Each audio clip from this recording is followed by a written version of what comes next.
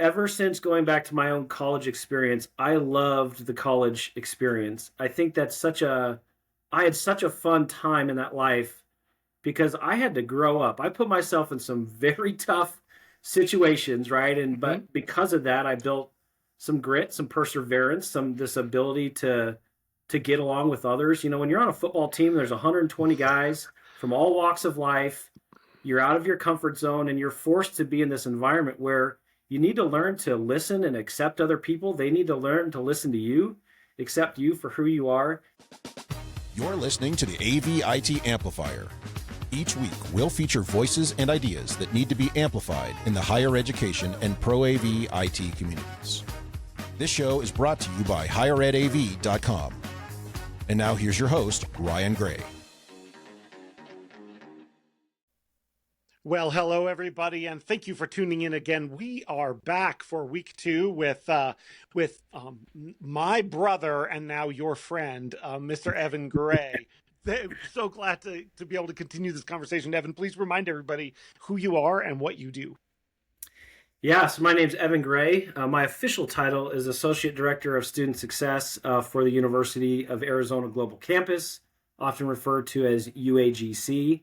We are affiliated with the University of Arizona, although we operate as kind of a separate infrastructure and so forth. We tailored up more adult online learners, in our programs and so forth. So I'm a member of the Student Affairs Department and also a key player in our student success team. In my current role, my main job is to oversee the CHAMPS Peer Mentoring Program, which connects our newer students to the university with more experienced, successful students here at UAGC.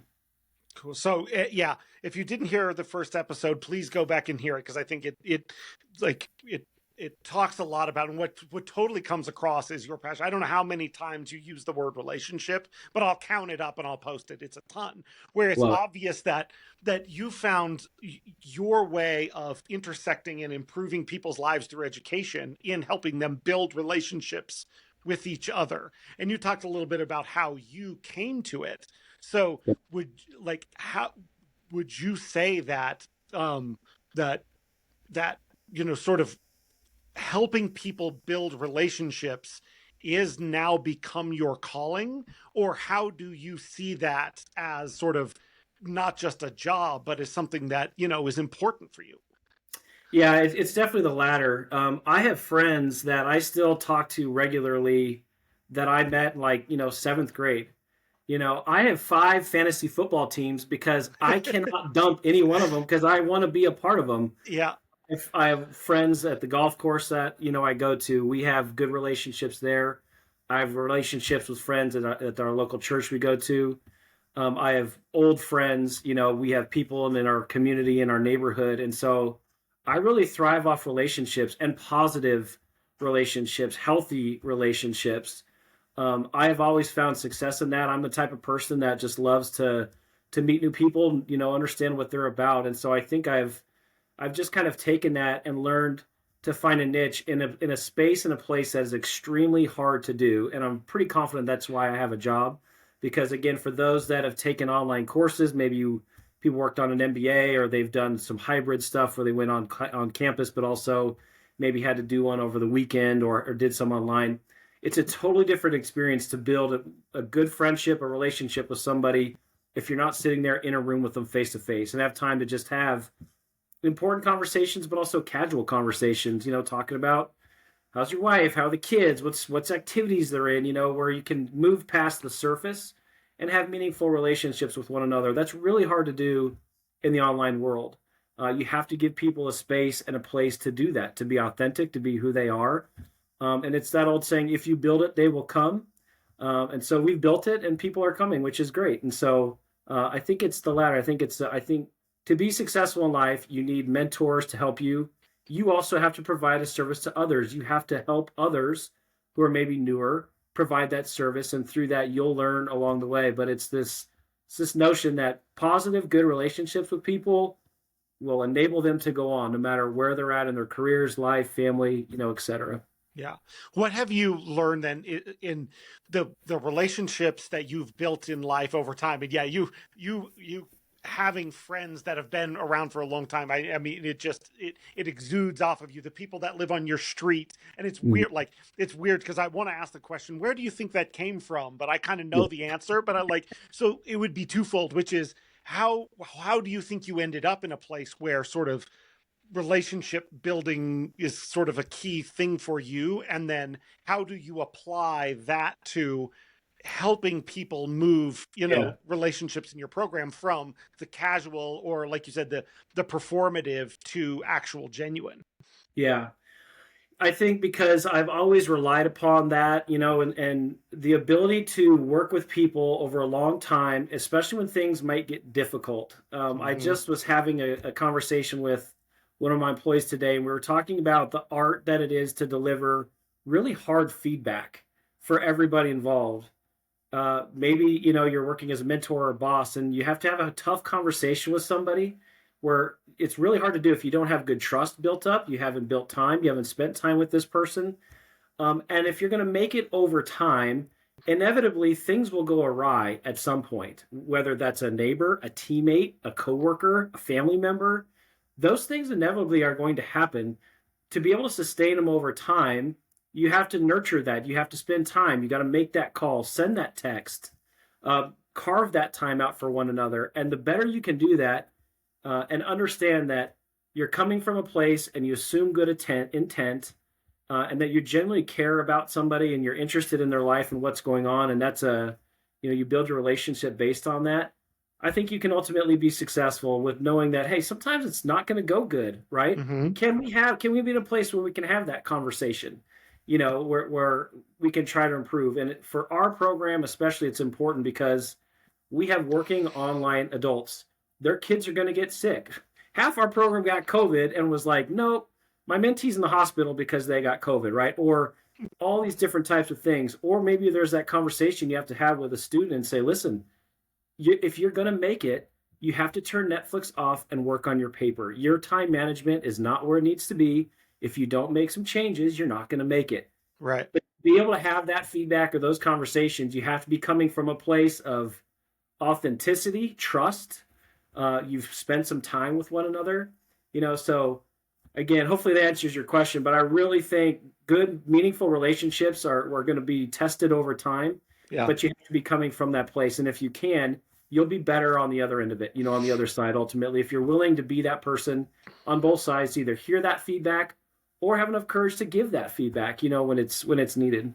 Yeah, I think there's a point of like it you almost can't get to a really deep, genuine relationship if it hasn't been challenged. Absolutely. If there haven't been some rocks in the road in order to to build that muscle Yeah. and speak that language. So to welcome it is a challenge for a lot of people, and so yeah, Yeah. I think that's a great message. Yeah. All right, so taking who you are and all that, if you didn't end up working in higher ed in some other version of the multiverse, what do you think you would have ended up doing? I don't think there's another option for me. I think ever since going back to my own college experience, I loved the college experience. I think I had such a fun time in that life because I had to grow up. I put myself in some very tough situations, right? Mm-hmm. But because of that, I built some grit, some perseverance, some this ability to get along with others. When you're on a football team, there's 120 guys from all walks of life.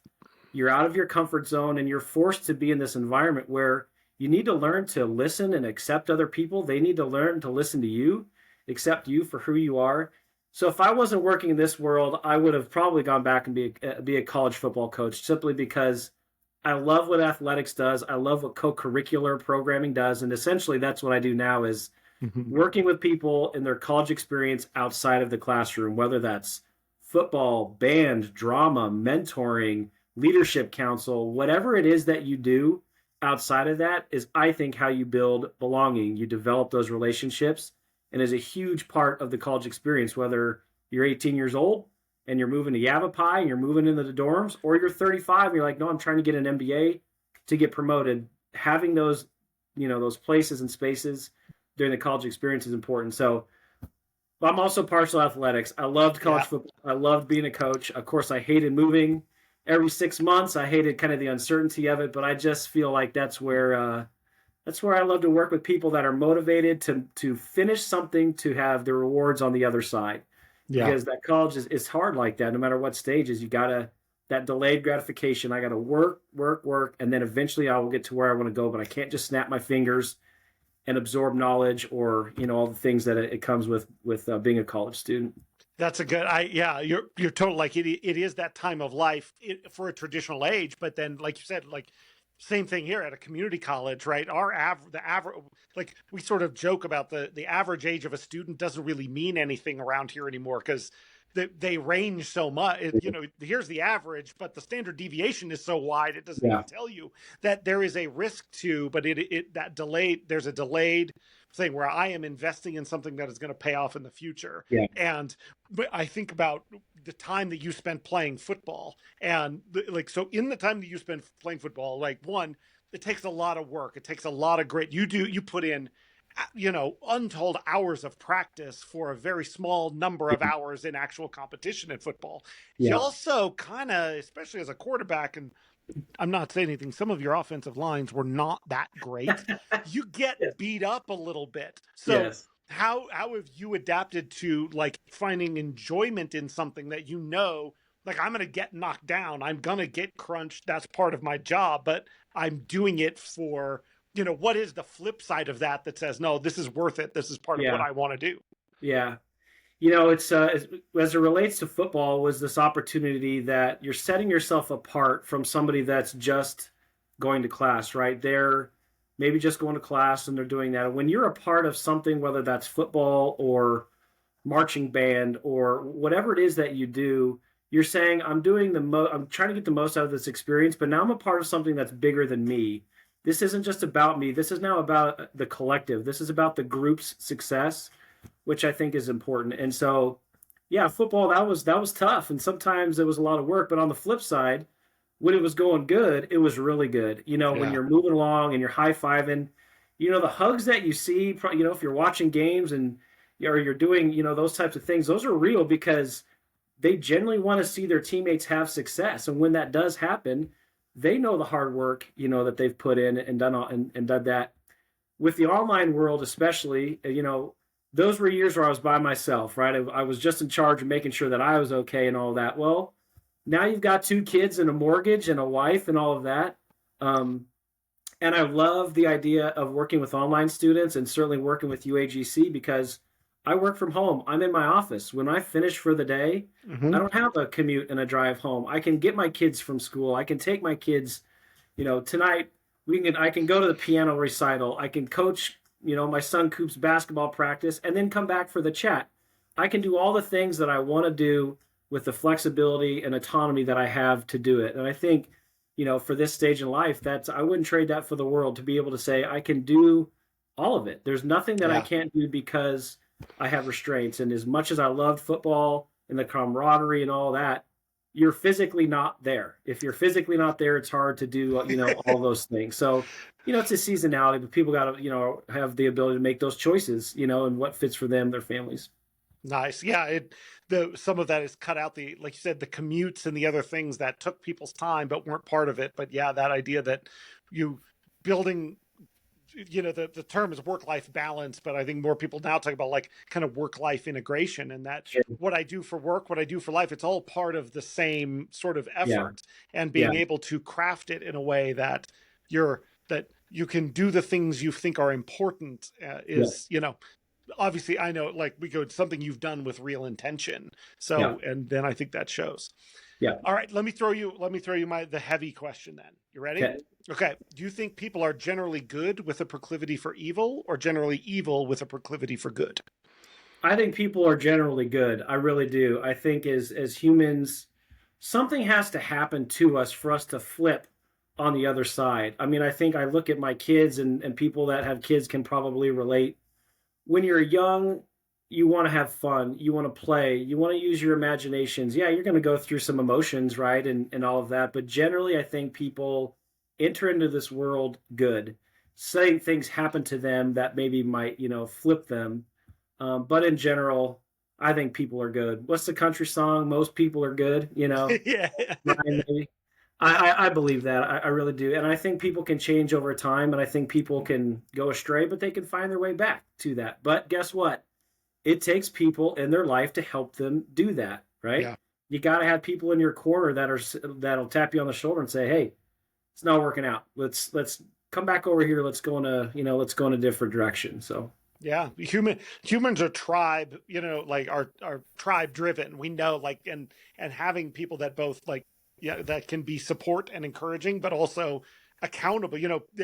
That can help hold you accountable and give an outside lens is a key part. I don't think I'm going to be able to figure out a question that you don't end up working relationships with other people into the answer. I'm going to figure this out at some point. Well, like I said, I'm in 5 fantasy football leagues. When there was like that many, I'm like, it has nothing to do with football. Right. Yes, I like to compete. It's because I don't want to be out of this group text when we're chatting about stuff or so and so got 150 points and I had, whatever it is, the camaraderie, the things, the tools that keep people connected.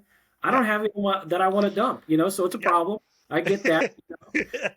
But yeah, you're right. It boils down to I just enjoy talking with them. I enjoy maintaining and things like that, whether it's fantasy football or whatever people like to do, or whatever they care about, are just tools for connecting, right? Maybe you love birding. Maybe you want to be a part of the larger birder community. The opposite of fantasy. Well, there's a place in the space for that, and you use that as a tool, to stay connected with people. So whatever floats your boat, whatever you're interested in, there's something out there for you, and you eventually, hopefully, you find joy out of it and enjoy, the engagement part to it. That's awesome. All right, what is the highest height you've ever jumped from? Oh boy, I bungee jumped from the San Diego State Fairgrounds years ago. It wasn't smart. You sign a waiver, a sign here, an initial here, and hope that rope. But I was challenged. My buddy said, "You wouldn't do that." I said, "Yeah, I will." He said, "Prove it." 10 minutes later, I was at the top of that thing. I'd say that's probably. I can't say that I'm not a heights guy. I will never do it again. I did it out of spite, just because he told me I wouldn't, and I was like, I am going to do this, and I'm going to win this argument. But again, that was years ago, and I don't think I would do it again because I don't like heights. I don't even like getting on ladders to putting up Christmas lights and all of that. So that's that was interesting. Former life, yeah. So then does your wife, Jamie, does your wife have to then goad you into putting up the Christmas lights on the high ladder? Be like, hey, you won't climb up that ladder and put those up. I know you won't do it. She doesn't like heights either. So we found ways to still have lights and something nice and all that.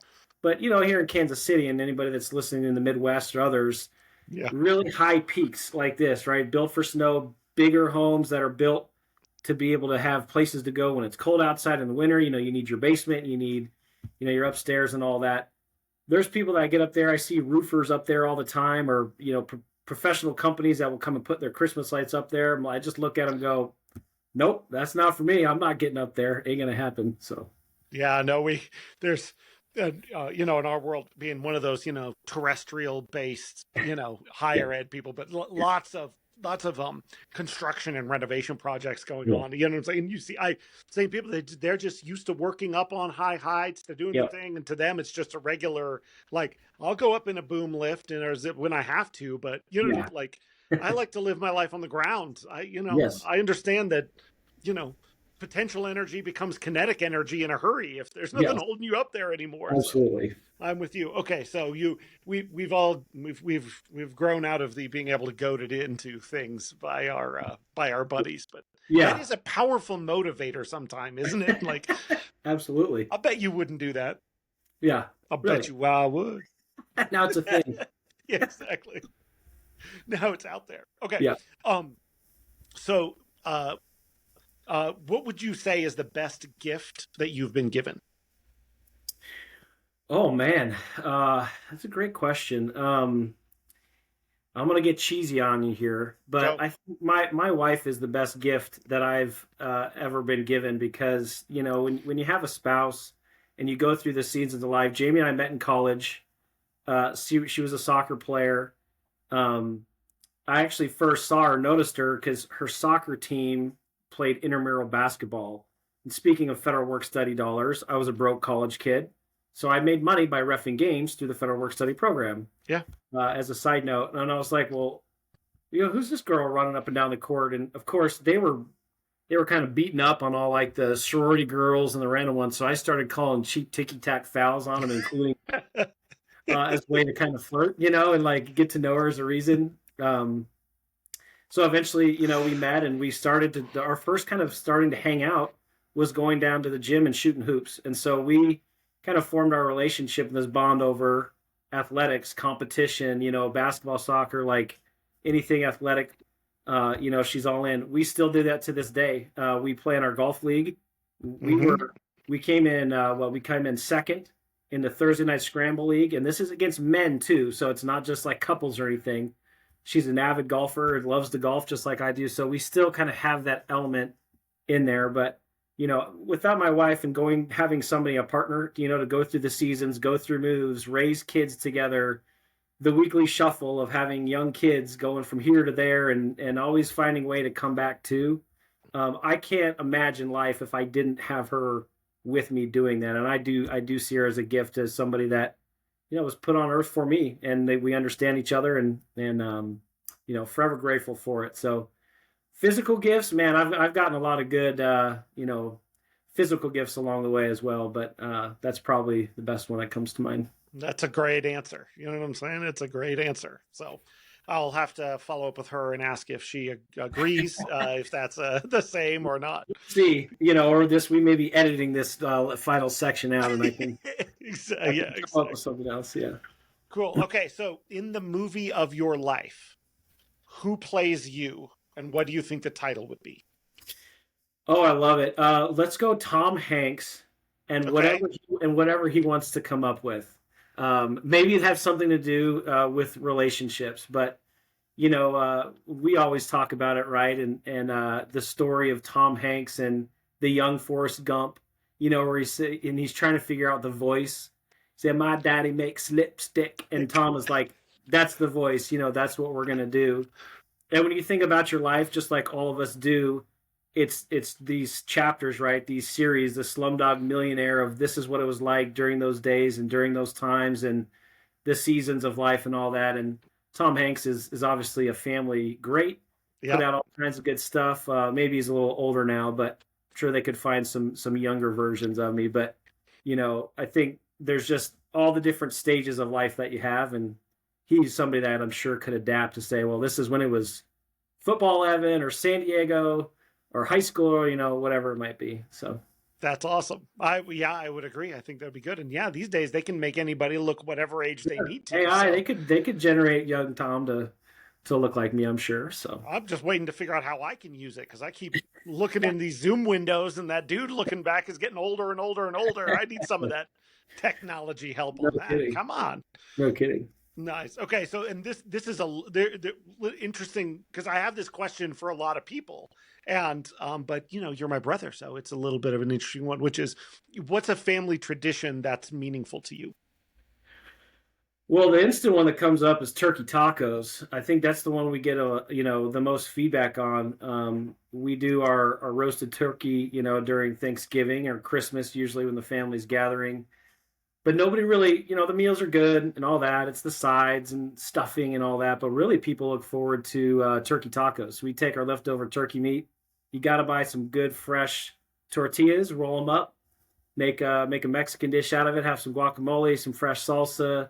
Perfect way to get rid of leftovers. And that's kind of the meal, that people are always looking towards in our family are the turkey tacos. So I think we'll stick with that one. I think it's true, and it's one of those that is it feels like ours. Yes. You don't no, everybody's like, what? I've never heard of that before. You get kind of the side eye, huh? That's like, that doesn't make any sense. But I feel like to a person, people get, all it takes is one experience with it, and you know what I'm saying? And people come over to the good side. Absolutely. And you just ask them, well, when you fry things in butter, does it ever bad? Have you had a bad experience? So trust me on that.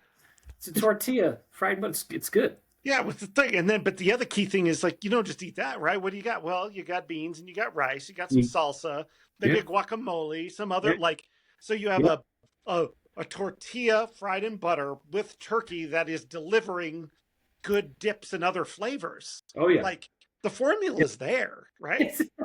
We all know it. Yeah. And you gotta go fresh though. You gotta make your salsa. You gotta Mm-hmm. make your guac. You gotta do it right. Make Yep. it fresh, and you'll thank yourself later. And hook it up. That's awesome. That's awesome. Okay. What if you could have a talent that you don't currently have? What would it be? I'm learning with some of this, but especially being in the Midwest, there's all these dudes that know how to build stuff, right? Oh, I want a planner. I want to build that. I want to build Mm-hmm. this. I can just do it. And I'm like, I need to YouTube. I got to take like diligent notes. Like, I'm going to mess up the measurements. What's the right screw? Is this an indoor, outdoor? What's it rated? That stuff boggles my mind. Like, I can look at a football play and diagram that whole thing for you, and you're going to think I'm speaking a different language. I Mm-hmm. just see it. I can just do it. And they're like, hey, go build a planter box outside. It'd probably take me a week of research. Some people are like, dude, I can do this thing in 2 hours. They can just kind of do it. So Yeah. being a homeowner, things break. There's always the next thing that you want, landscaping or, just things around. If I'm going to build something with my hands from scratch, it takes a lot of time and effort. I wish things like that might come a little easier to me, but God bless YouTube, and people that have gone before me and done it. I don't think before technology I would have had a prayer at doing most of those things. So It is the golden era for there being information about how to do stuff. Like you can find it anywhere. But did you or did you not repair a home appliance on your own recently? I walked a little taller that day, my friend. I walked a little taller that day. We had, the pump on the front loading washing machine went out, and you go down the rabbit hole of, well, should I have somebody come out? Nope. And, thank God for error codes. Speaking of technology, I saw the error code, did a little research, figured it out, pulled it apart, got that new pump in, working, just purring along, and every time I hit the start button on that and just kind of walk a little taller. But yeah. But now Actually, that's not the whole story. A week after doing that, we did a load of laundry and all the water's on the floor. I'm just going, oh man, I'm right back to square one. I was like, no, I know what it was. There's a main tube where the water flows in from. I bet that came loose, and sure enough, there it was. And I didn't even have to go to the YouTube to figure out how to take it apart. It was so fresh in my mind. I'm like, well, let me make sure that clamp is down tight so I don't just flood everything next time I wash it. So that's awesome. But you're right. Like, but the thing about, all right, so not to go, but like, we can laugh at I walked a little taller that day, but man, it's ownership, right? It's that thing of like, I didn't just buy, like, this thing works now because I knew what to do with it. And I knew. So building things like that, you can say that's a talent. It's experience. Those guys doing that, it's just because they've done all that. And like you said, they can't do the play. If you like, just for the record, everybody should watch football of any type with Evan because it is a total different experience to do that with somebody who is an expert because of the time and the passion and the stuff that they've put into it. It's an enlightening thing. So sometimes you've got other people around talking, yakking about, oh, this team should have blah, blah, blah, blah, blah. And I was just like, nah, Evan would know. Like he'd have a nuanced opinion about, this piece of detail and that piece of detail. So, So, okay. So three last questions for everybody, but I'm going to hit you with one right before that, which is, you got any sports betting advice that you can share out into the world, because you're my main source of good bets. Always bet the over when the Bengals are playing and anything having to do with Jamar Chase, because that guy just goes nuts. He goes nuts every game. But, sports betting, obviously a whole new world. Bet a little bit if you want, obviously if you don't want to, but have a little fun. Go back, look at the stats, right? The stats don't lie. The film don't lie. Do some little bit of research on it. Yeah. And, hope for the best, do the best you can. And then don't wager too much money because you can be wrong, right? Then it's a problem. Yes. With anything else, the risk reward, right? There's a fun reward and feel good when you're like, I got that guy as an anytime scorer, and you think he's going to make that pylon, like get you up out of your chair, even if it's only $3 on the line. So I love And also pay attention to the weather. People don't realize how much weather Mhm. dictates football, especially this time of year. If it's windy is worse than, like, people see the snow games and all that Right. stuff. The snow doesn't really impact them as much. The wind is what impacts football more than anything when that Yeah. when that wind is blowing. Also, when it's cold, the game slows down when it's cold. When it's warm, everybody's fast, right? When it's cold, everything is slower, and always bet on the offense because the offensive guys know where they're going. Defensive guys are always reacting. So when Yeah. it's cold, take your favorite offensive players or offensive team, go with them because they have an advantage once it gets cold. Everybody take that to the bank right there. That was the inside track. And I if it's love it. snow, stay away from it because odd, weird things happen. And when Anything. odd, weird things happen, just stay away from it, Right. right? The Bet a previous different game. metrics aren't going to inform you. Yeah. Watch the Yep. Lions and whoever they're playing from home, and it'll be a normal football game. Exactly. Controlled environment. Yeah. Great. Okay. All right. Quickly, last 3 questions for everybody. So, third to last question. What is a question that you wish you would be asked, but nobody ever asks you? How do you get out of your house? People, you get that question all the time, right? And I have 2 places I like to go. I go to the gym in the morning, and if the weather's nice, my workday's done. Friday afternoon, I'm at the golf course. I don't have a whole lot of other hobbies, but I think when you work remote, you can get so your Zoom meeting, you're this to that, but like it's when you work outside of the house, you find ways to like get home or go do those other things. When you work from home, you have to be intentional about getting out of the house and going to do things and get out into the world. For somebody like me that appreciates being around other people, Yeah. it can, working in your house, whether you have a spouse that works there or not, or by yourself, people need other interactions. Unless you're like the most introverted person, you're like, no, I'm fine, just kind of sitting here watching a show. Like, I have to find ways and be intentional about like getting out of the house, and going to do different stuff rather than find ways to get out of work to go do home or do those other things. So it's kind of flip flop, when you work full time remote. Yeah. No, one of my usual first question for the second one is to talk to people about if they're an introvert or an extrovert. But I didn't even need to ask that question because everything that, what I'm saying, when you lead with relationships with other people, like you can see the energy that comes off. But like you said, it is something you've cultivated with intent to say, like, I like the lifestyle and the flexibility this leaves, but I need to make sure I am filling that part of me that needs those interactions. So, yeah, absolutely. Nice. Okay. Second to last question would be if people wanted to find or get in contact with you, learn more about who you are and what you're doing, how would they do that? Email me. I'm on LinkedIn. You can find me on there, but email me, evan.gray@uagc.edu, whether you want some sports advice or you work in higher ed, or maybe you work with online students. That's where the most inquiries and things that we get, as COVID came, or more and more students are gravitating towards this online world or online experience, how they engage or what they do. And like I said, we've been doing it so long now that there's no replacement for experience. You're ultimately going to learn along the way. You're going to fall down sometimes. You're going to have wins, but you learn along the way. And so most of the people we connect with, like I mentioned in the earlier segment, is about, okay, I have this group of online students. I'm having trouble connecting with them. Like, what do you guys do and how you do it? And I'm happy to share anything that I can about, how we've been able to go about doing that. Yeah, that's awesome. And without going into it, the feeling of higher ed being, while technically competitors almost in every field, that freedom and the ability to cross-pollinate and help and float all boats is a thing that is fantastic. Please reach out to Evan. You're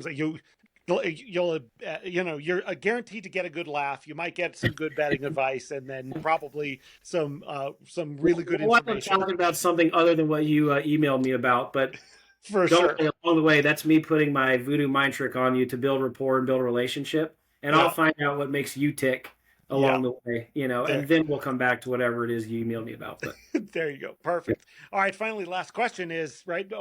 Old-time newscasters used to have their sign-off phrase, or people who did weekend update, and good night and good luck or whatever. So what is Evan's drop the mic sign-off phrase? From our very first iterations of trainings within our program, I found this quote. It said, behold the turtle, for he only makes progress when he sticks his neck out. And so we still have that in our slide deck to this day. We commend people when they join our program. They're sticking their neck out. Maybe they're doing something new. Maybe they're from a community where community involvement in this type of thing is not normal. Maybe they're used to keeping to themselves. But stick your neck out. Go for it. Do the things that are important to you, the things that you want to do, even if it's scary, even if you're not sure, whether you're going to fall down on your face or whatever it might be. But any success that I've ever had or the things that I've done for me personally or along with others is because we were willing to say, yeah, let's go do it. I'll go do it. I'll give it a shot. I'll get on that plane, or I'll enroll that school, or I'll do this program. I'll be a part of that. I'll go to this invitation. I'll go to that party.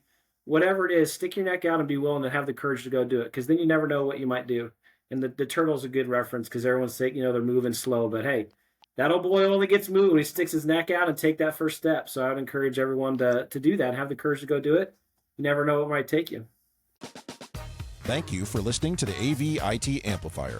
Join us again for next week's episode when we'll welcome a new guest who you'll want to hear from. We promise. Your host has been Ryan Gray. He's on the tweeters at Ryan_A_Gray, or find him on LinkedIn to connect. Please subscribe and give the show a rating and review wherever you get your podcasts. This show is brought to you by higheredav.com. The views expressed here are not necessarily those of our respective institutions, employers, or sponsors. Everyone hang in there, go easy, and we'll be back next week.